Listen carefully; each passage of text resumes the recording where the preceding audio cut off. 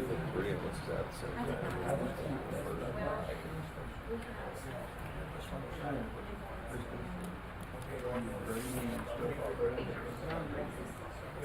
Go with it this time.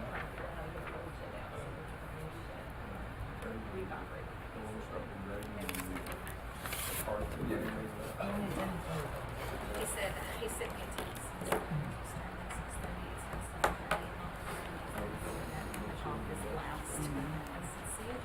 Yeah, but they said yes for that. We got Karen, which is he didn't want to go.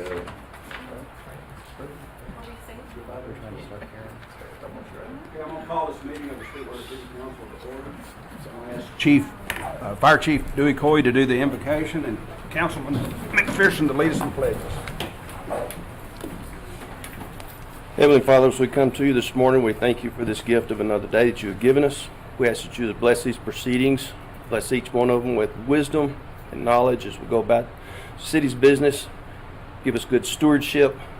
We ask that you bless those that will be taking their oath of office in their re-election, as well as those who are sitting. In Christ's name we pray, amen. Amen. Please join me in saying the pledge. I pledge allegiance to the flag of the United States of America and to the republic for which it stands, one nation, under God, indivisible, with liberty and justice for all. Honor the Texas flag. I pledge allegiance to thee, Texas, one state, under God, one and indivisible.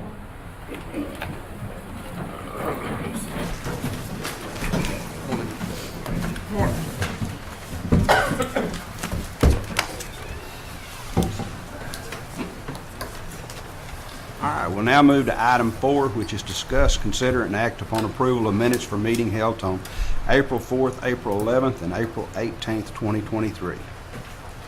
Motion to approve. I'll second the motion.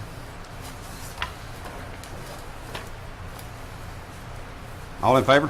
Aye.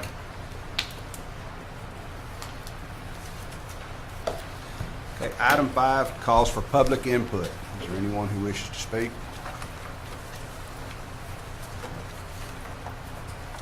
Okay, we now move to item 6, which is a presentation of a proclamation for Older Americans Month.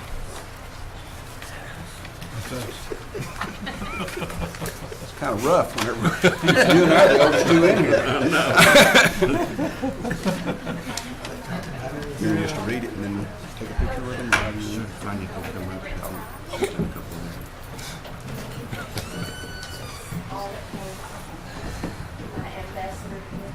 them.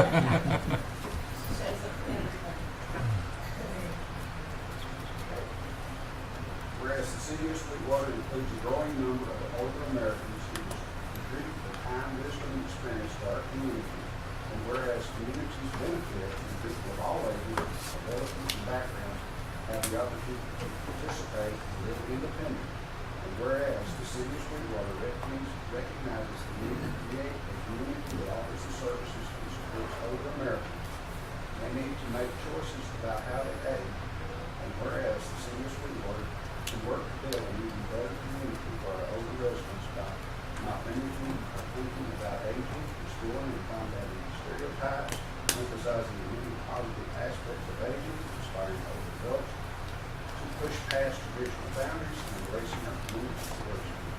Now therefore, I, Mayor of Sweetwater, Texas, May 2023, the Older Americans Month, I urge every resident to celebrate our older citizens, that to create an inclusive society and accept the challenges of flexible thinking without aging.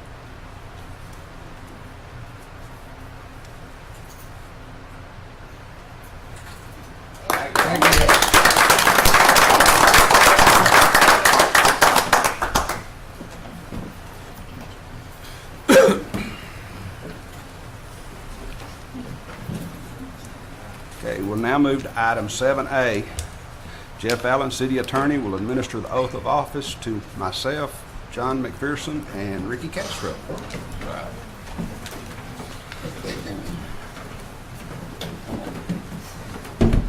I'm gonna move out of the way. So far from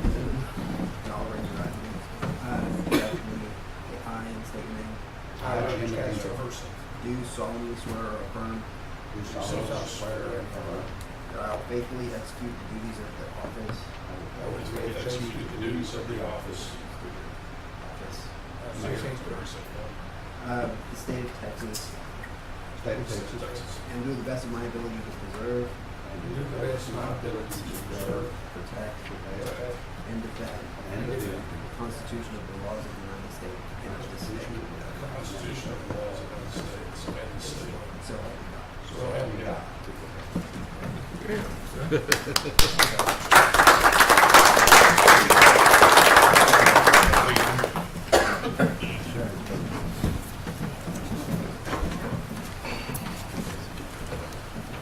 Now move to item 7B, which is discuss, consider, and act upon a resolution regarding appointment of Mayor Pro Tem for the City of Sweetwater and prescribing the terms thereof.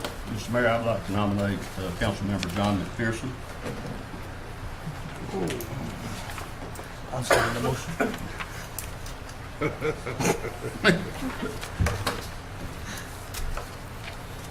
All in favor? Ah, it's too late for you. You didn't oppose it, did you? Not yet. Motion carried and approved. Appointing John McPherson, Mayor Pro Tem for the City of Sweetwater and prescribing the terms thereof. Okay, we'll now move to item 7C, which is discuss, consider, and act upon approving the mid-year agreement upon procedures report for the period ending March 31st, 2023, as prepared by Catherine Wilkes, Certified Public Accountant. Good morning. You can see listed the various procedures that were performed. All of the areas were, we took a random sample, so we got a good sampling of the activity that had occurred in each of the activities in the areas listed. And you can see that in each area there were no exceptions found as a result of the procedures.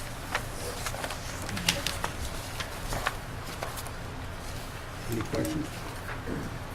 Okay? All right. Thank you. Thank you. Thank you. Do we have a motion? Make a motion. We approve the mid-year agreed upon procedures. Second. All in favor? Aye. Carried and approved. Okay, we now move to item 7D, which is discuss, consider, and act on approving appointment of Mr. Nemus Armstead to the Pioneer City County Museum Board of Directors with terms expiring May 1st, 2025. So moved. Second motion.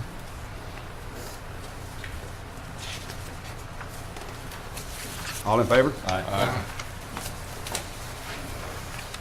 Now move to item 7E, which is discuss, consider, and act upon authorizing soliciting bids for asphalt type CRS2, CRS2P, fog seal, and grade 4 crushed rock to be used for the fiscal year 2023 street seal coating project.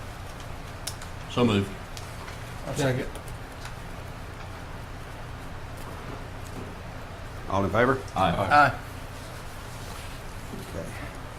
Now move to item 7F, which is to enter into public hearing to consider and discuss the abandonment of city streets and right-of-ways of streets described as all of Avenue A, aka South First Street from the west right-of-way of Sam Houston Street, aka Galveston Street, original town of Sweetwater, recorded in plat cabinet slide 201B, plat records, Nolan County, Texas, to the east right-of-way of the BNSF Railway right-of-way, formerly the BNSF Railway, aka the KCM and AMP O right-of-way, and aka Panhandle and AMM Gulfway right-of-way.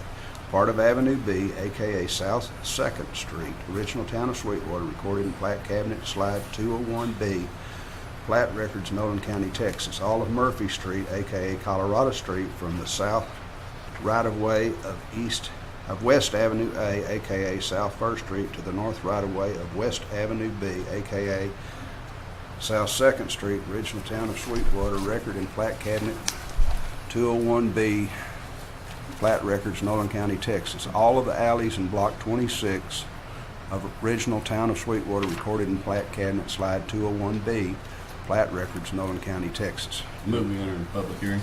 Second. All in favor? Aye. Is there anyone who wishes to speak? I did all that and nobody's going to speak. I do it again. I'm moving to close the public hearing. Second. Okay, all in favor? Aye. Now move to item 7G, which is discuss, consider, and act upon a recommendation of the City of Sweetwater, Texas Planning and Zoning Commission to approve the abandonment of city right-of-ways described as follows, the same as what I read a while ago. Do we have any questions from the council? Do you have a motion? I'll make a motion with act upon the recommendation of the city. Second. All in favor? Aye. Now move to item 7H, which is discuss, consider, and act upon approval to submit application to the Texas Water Development Board for financial assistance to the Drinking Water State Revolving Fund for the lead service line replacement improvements. Sage. Mr. Diller. Good morning, Mr. Mayor, Council. Good to see everyone. So this item has to do with Water Development Board funding that is available. Applications are due May 23rd. It's a very short timeline. This is stemming from, and I believe in your package you have the handout of Water Development Board slides. It is stemming from funding coming through the Infrastructure Investment and Jobs Act, intended for lead service line replacements. There are, throughout the country, cities have some older service lines in the system that the EPA has funding to replace those lines, and they want to get those lines taken care of. So funding comes from EPA down to states, which would be TCEQ and the Water Development Board, but by October 16th of 2024, the cities in Texas, per TCEQ regulation, need to have an inventory of their lead service lines in their system, and then a plan on how they're going to replace those. So that's the first deadline. This funding application, which is due May 23rd, gives you the opportunity to have funds set aside to address those improvements. It's one of those deals. It appears like some of the funding is kind of way out front. A lot of the cities don't know exactly what's out in their system to be exact, how many lines need to be replaced, because the city of Sweetwater has done numerous water line replacement projects over the years and have addressed many of the service lines on the city side. But there's still more service lines out there that need to be replaced, and then there's also portions that are on the customer side, which is going to qualify for funding if it meets that criteria. So the first step is to develop an inventory, and Eddie and his guys have already been working on the best ways of doing that. And so this funding is there to help develop the inventory, develop a bid set of plans to design a project, to hire a contractor to come replace the lines, and also pay for construction. There is a 50% grant eligible on the construction. Now, working through some quick math and some estimations, Eddie and I came up with a potential construction number. Now, we've not done the inventory, but just rough numbers of $6-7 million to replace the lines throughout the town. That's a sizable project. Now, 50% grant on that will help, but that's sizable. But number one, we need to do the inventory to really get a good idea of what's out there. So the city has the opportunity to submit on the construction amount right now, but not knowing what that number actually is, my recommendation is we just focus on the planning, acquisition, and design, the pad phase, which would include the inventory for an amount of about approximately $500,000. Just to get everything started, get the inventory done. If the city needs to use local forces to go do that work, you can get reimbursed for those efforts. Or if you want to hire a contractor to go out and do your inventories, you can use the funding for that. So that is what our thought is right now. Once you develop your inventory, which has to be done by October of next year, then you would have the opportunity to submit on the construction side. And that may be, like I said, it could be less than the $6 million, it may be more than the $6 million, but then you would have the grant portion to go along with that. Right now it's 50%, but it's also 0% interest on the rest of it. So, there's a lot of information in this packet. I wasn't going to go through all of it unless you just have any questions on it. It's one of those things that's going to be a large undertaking by basically every city in Texas if they do identify to have galvanized service lines or lead containing service lines. But the first step is to get the inventory done. Any questions on that? You said this would include on the customer side of the meter too? That side is eligible. Now, when I said that the funding is out front, there's still some questioning on applying federal money on the customer side. That's always kind of been not eligible. But they want to, if the customer is willing, and the line is identified as containing lead, they want to have the funding available. So it may be something where you have to get something signed by the property owner allowing access to the site. They still haven't come out with that regular, or the kind of the guidance on how to do that. It would not be inside the house, but it would be up to the house. Do you have any idea? I mean, it's how much is there, a percentage guesstimate or anything, or is it literally no idea? Our rough estimation thus far has been about 65%. Okay, so it's very large. Yeah. And it, I guess, is the construction, is it lining, is what you think, or you just pull it out and go back to PVC, or? They would prefer to have it removed, Okay. and we would go back with a poly service line that has been typical on all these other improvement projects that have been done. But those projects didn't cover the entire town. They covered certain areas, but then also none of them addressed the customer side. It's going to be interesting, that customer side, if they are eligible in getting that done, because you've got landscape, you've got sidewalks, you got driveways, it's going to be interesting. But this is a large undertaking that they are really not giving you an option.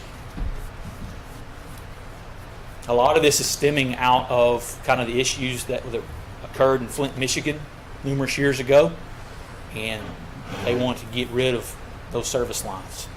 And they're providing the funding, and right now, I mean, they're almost just throwing it out there. And that's why we want to make sure that Sweetwater is in line to get funding, and we start that process, because it's going to take some time to get that process done. And this, I mean, they didn't even come out with this offering but maybe a month ago, and now the deadline for this first application is May 23rd. Part of that has to do with the budget cycles and federal money being available, and Texas wants to get those inventories done quickly so they can show the federal government, hey, we've got this large need for funding to do all this work. So then the federal government can budget for that and then send the money down, and they can distribute it out. But 50%, across the board that's a lot of money that'll be available to help, but they will be sizable projects. Once that project is completed, would that essentially negate having to do any of this annual line replacement that we've been doing, since we essentially will have close to an all-new system, wouldn't it? So since we're just talking about the service line, it won't address the main. So there will still be, aged, dilapidated, or aging water mains out in the system that are still leak prone, that are beyond their service life, which we will need to address. Any other questions? At this point, we're just looking at the planning, the $500,000. That's correct. Planning. That's right. That's it. And I will say that This first step is it's just like we had typically do on water development boards. This is what they call the PIF. It's the project information form. So today you guys are just authorizing, we're going to submit an application for approximately $500,000, and then that'll get the city in line, and then all of the projects that have been submitted will be ranked and scored by the Water Development Board for eligibility, and then in June they will come back and say, okay, well, this is what your offering is based upon what you submitted. The council will then have the opportunity to say, yes, we want to move forward, or no, we don't. So there's no commitment, you're not spending any money, there's nothing at this point in time, but it does authorize us to go ahead and get the submittal of the application in the Water Development Board hands for evaluation.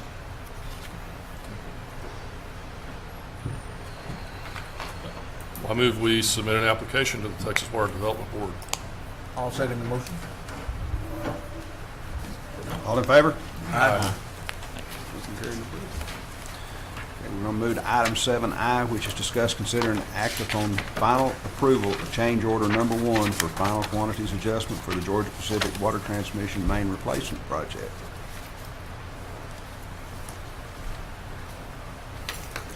Alrighty, this next item has to do with the water transmission main that was installed going out to the new Georgia Pacific facility. In your handouts there, you have the change order document that shows that this change order 1 is the work has been done, it's been completed. There are a couple of minor cleanup type items that need to be done, and we still need some closeout documents from the contractor. But the work has been done, it's in operation, and everything that I know of, it's been working well, and it was a good project. Now, the project did add, let's see, there's change order, page 1 is the summary, but page 2 has the quantity rectification, which we went through, total all of the items up. And so if you'll see there in the top sections, the construction actually came in on the original amount under by $35,000, under what the original quantities were. Then there was additional work on Neff Street that was added because there was a tie-in line that was very leak prone. I think it was an AC line or cast iron. Cast iron. That we replaced a long section of that, which added another $394,000. So if you will look on the last page, it shows the overall map of the work that was done.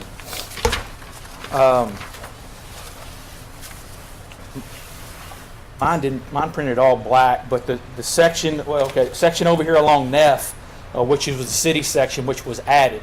The rest of that line goes all the way out to the Georgia Pacific facility.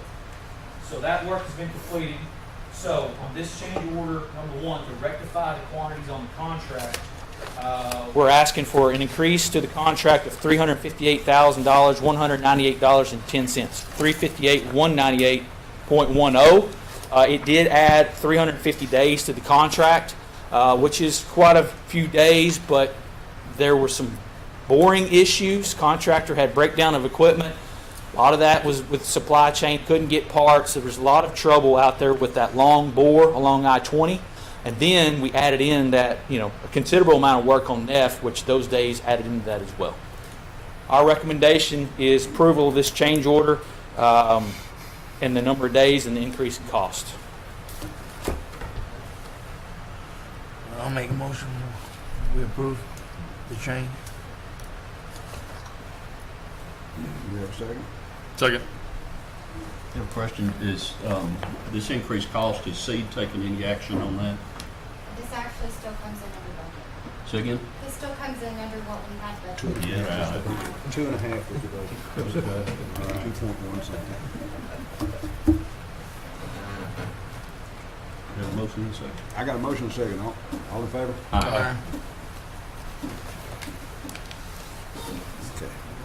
Now move to item 7J, which is discuss, consider, and act upon final acceptance and release of retainage funds for the Georgia Pacific Water Transmission Main Replacement Project contingent upon submittal of all closeout documents. All righty, one more item here. There should be in your packet there the letter of recommendation. So we have reviewed the project, and it is operating successfully. We do need to do one final cleanup run through, go through, make sure the contractor cleans up all the minor miscellaneous items on the whole transmission route. We need his as-built drawings. We have the other closeout documents, his affidavit of bills paid, warranty statement, all of that information. But those are a couple of minor items that we need for him to submit. So what we're recommending at this point in time is acceptance of the project contingent upon the submittal of those closeout documents. Once we have those, we can notify the city, and then we recommend release retainage at that point in time. So moved. I'll second. All in favor? Aye. Thank you.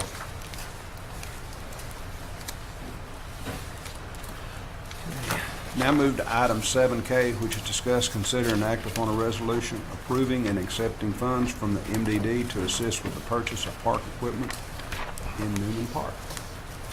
Sorry I was late getting this to y'all, but we were Thank you, ma'am. running a little behind. So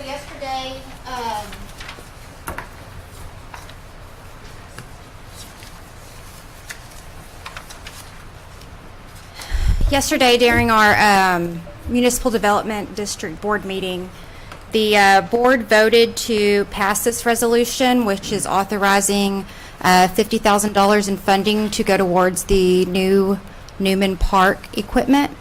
The city's received a donation, and there'll also be another party that will be making a donation as well. So Dana Stanley was able to put together a nice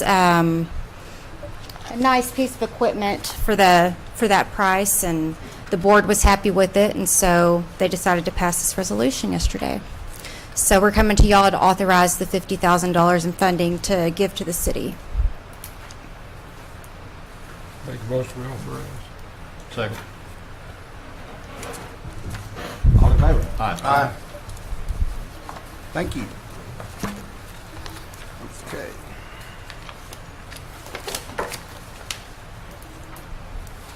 Are you on this next one? Oh, okay, I'm sorry. Well, we're going to table 7L according to Jeff. Okay. One, the issue with 7L is, and that's actually going to be the next two.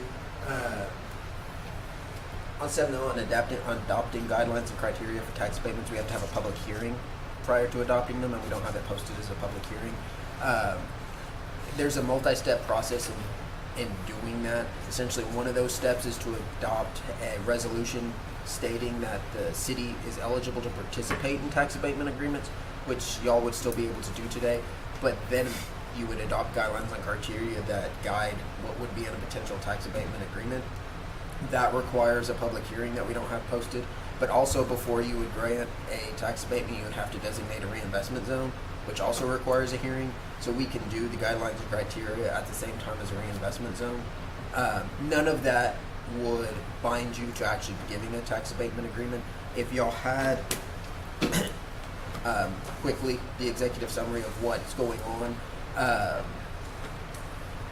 If y'all remember a couple weeks ago or last month, you approved a incentive agreement with EMA for construction on their facility. That agreement, they're still looking at making significant improvements beyond that scope, and they wanted to initially approach the county about a tax abatement agreement. Nolan County, which has, as y'all are aware, has regularly given tax abatement agreements out in the unincorporated areas for renewable energy projects for the last 2 decades. The difference on this one is that EMA is within our jurisdiction. It's within the city.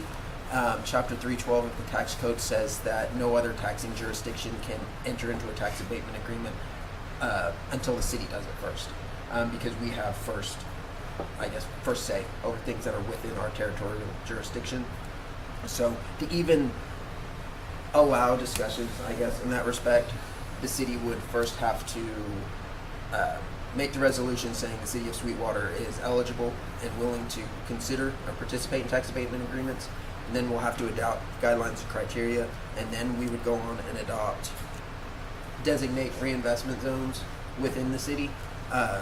but like I said, we'll have to do a public hearing on the guidelines and criteria. Essentially, the ones for your edification you can look at, like I said, those are going to be very, very similar to what Nolan County does. There's a couple deviations just related to the fact that we're a municipality, and there's a couple of tiny tweaks in Chapter 312 that are different between a county and city. For example, the county specifically is authorized to have a application fee, and for whatever reason, the statute doesn't say that the city can do it. It doesn't say we can't, but it doesn't say we can. Little things like that that are different. But plan would be, y'all can consider the resolution today, and if the mayor and city manager talk with Misha, who's talking with EMA, and want to bring it back, we'll set a public hearing for the reinvestment zone. And at that time, we would also post a public hearing for guidelines and criteria, adopt the guidelines and criteria, and then consider the reinvestment zone within the context of the guidelines and criteria that y'all did. And again, all of those things, none of it actually requires you to enter into a tax abatement agreement. And just for edification, tax abatement agreement is, in case you don't know, we levy our tax rate. We tell them then you only pay a percentage of the amount that's levied, whether it's 0 all the way to 100%, or you abate all of it down to nothing and ask them to pay an amount in lieu of it, a payment in lieu of taxes. That's what Nolan County does most of the time. They generally will abate 100% of the taxes and then give a fixed number and say you're going to pay this number. And then we would give some consideration over that, whether you want to do that with both your M&O or INS taxes, and split those off and make those determinations. But again, none of these things require you to do that. It's just threshold considerations. So your recommendation is taking both the next two items? My recommendation, we can take the resolution. That way, city manager can talk to say that the council's considering it, and we are going to adopt guidelines and criteria. But if y'all don't want to do tax abatement, that would be the questions. You can at least say whether you want to consider it or not. If it's something you don't want to consider at all, you can take up the resolution, shoot it down, and then we can tell the applicants that no tax abatements.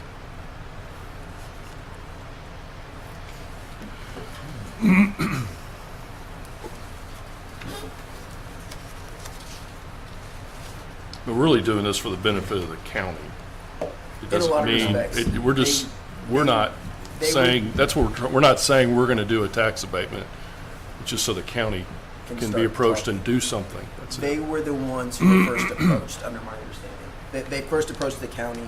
It was within the city's jurisdiction. Right, yeah, I mean, so that- we couldn't even, they can't even talk about it.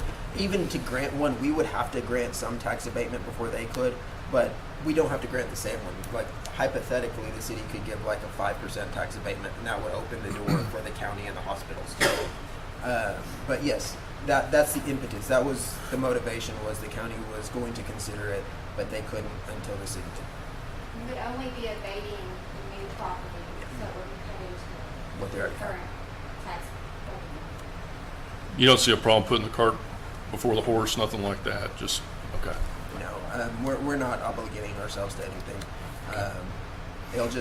It just opens a door to where y'all can consider it, and it opens a door for anyone else within the city limits who would want one in the future.